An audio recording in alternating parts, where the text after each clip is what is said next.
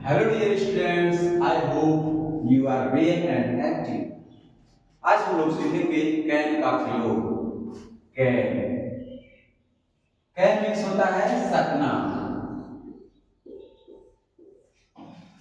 हम देखते हैं कि इंग्लिश ट्रांसलेशन में इस तरह से कैन का प्रयोग किया जाता है। कैन मीन्स होता है सकना। जैसे हम विद्यालय जा सकते हैं या वह पेड़ पर चढ़ सकता है।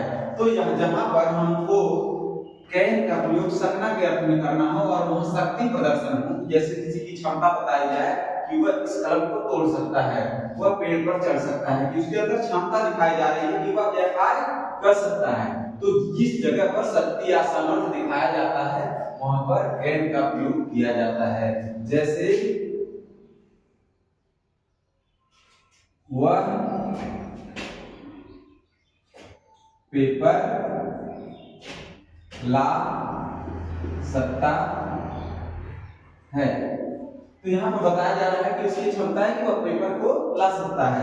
तो ही कैन ब्रिंग पेपर। इसके बाद अगर इसी को हम कैन का प्रयोग को निगेटिव अर्थ में ले तो हम कैसे करते हैं, उसमें क्या करते हैं, कैन के बाद नॉट लगा करके हम इसका नकारात्मक वाक्य बनाते हैं। जैसे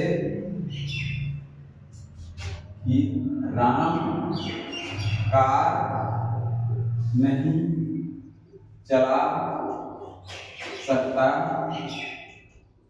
है। तो इसके लिए हम क्या करते हैं, निगेटिव के अर्थ में कैन के बाद नॉट लगा देते हैं। जैसे Ram can not drive the car. यहाँ कैन नॉट को कांट भी लिख सकते हैं, ठीक है। तो इसके बाद हम देखते हैं कि अगर इसको इंट्रोगेटिव में चेंज करना हो या कोई इंट्रोगेटिव वाक्य संज्ञा का प्रयोग भी हो, सामर्थ्य दिखा रहा हो, तो वहां पर हम कैसे कैन का प्रयोग करते हैं। तो अगर कोई वाक्य इंट्रोगेटिव है और वो क्या से स्टार्ट हो रहा है तो केवल कैन को सब्जेक्ट से पहले लिख देते हैं। और अगर कोई बीच में प्रश्नवाचक शब्द आता है तो सबसे पहले प्रश्नवाचक शब्द लिखते हैं, उसके बाद कैन लिखते हैं, फिर सब्जेक्ट। तो देखते हैं, जैसे क्या रीता चाय पी सकती है। तो इसमें हो जाएगा कैन रीता टेक टी। ऐसे ही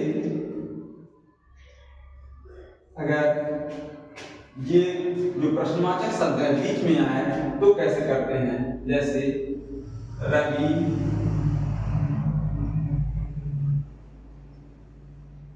कब लखनऊ जा सकता है।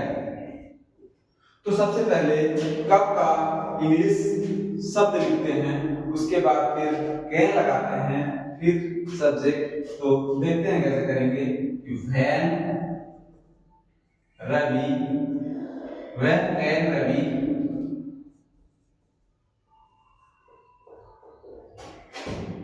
गो टू लखनऊ।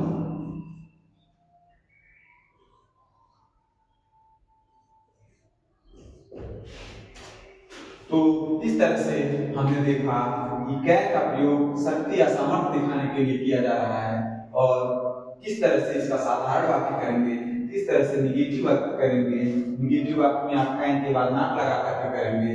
और अगर कोई प्रश्नवाचक वाक्य है और वो सपना का प्रयोग उसमें आया है, सकता है, तो यहाँ पर कैन को सब्जेक्ट से पहले लिख लेंगे और वही शब्द अगर कोई प्रश्नवाचक शब्द बीच में आया है तो सबसे पहले प्रश्नवाचक शब्द लिखेंगे, फिर कैन लिखेंगे, फिर सब्जेक्ट, फिर वर्ब, उसके बाद ऑब्जेक्ट लिख लेते हैं। आई होप आप लोगों को कैन का प्रयोग बहुत अच्छे तरीके से समझ में आ गया होगा।